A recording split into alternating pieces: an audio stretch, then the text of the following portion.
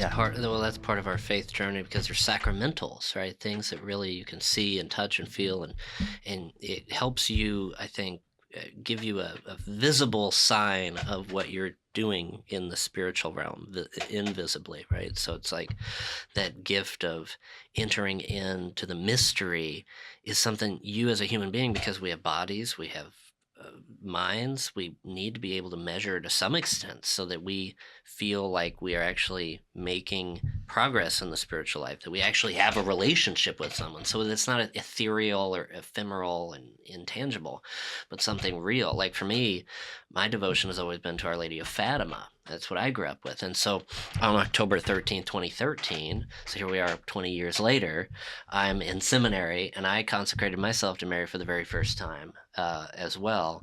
And not a whole lot of fanfare or anything. It was personal consecration. It doesn't have to be. Right, exactly. But it's funny, it wasn't just that time, but 4 or 5 years later, I found myself consecrating myself to Mary again.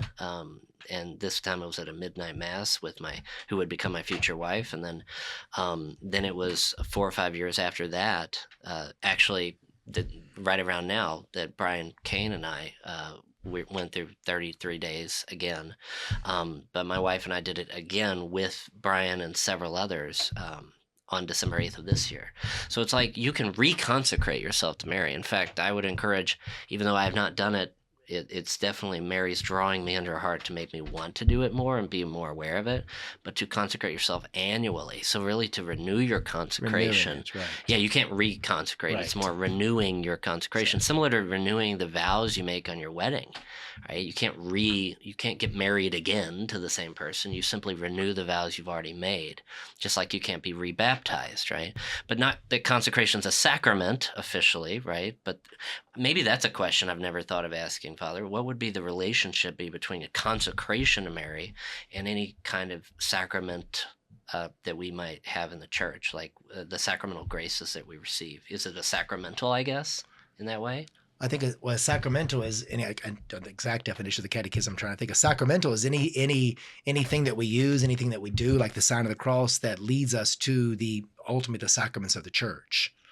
And so I guess we could say, right, if you're consecrating your Mary and it leads you to Jesus, right? Yeah. It leads you to the that Eucharist. Would lead you to the Eucharist, then I guess that would be a sacramental in the sense of, I guess you could call that a sacramental, then that leads you to, because a sacramental could be a prayer as well. The sign of the cross is the prayer. That's a sacramental. So anything that would lead you to Jesus leads you to the Eucharist, and there's nothing better than our devotion to Mary. If you haven't already, like, subscribe, make sure you're getting those notifications, and especially share.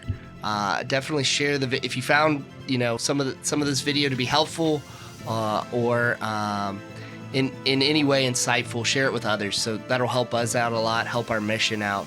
Until next time on Spirit and Spire.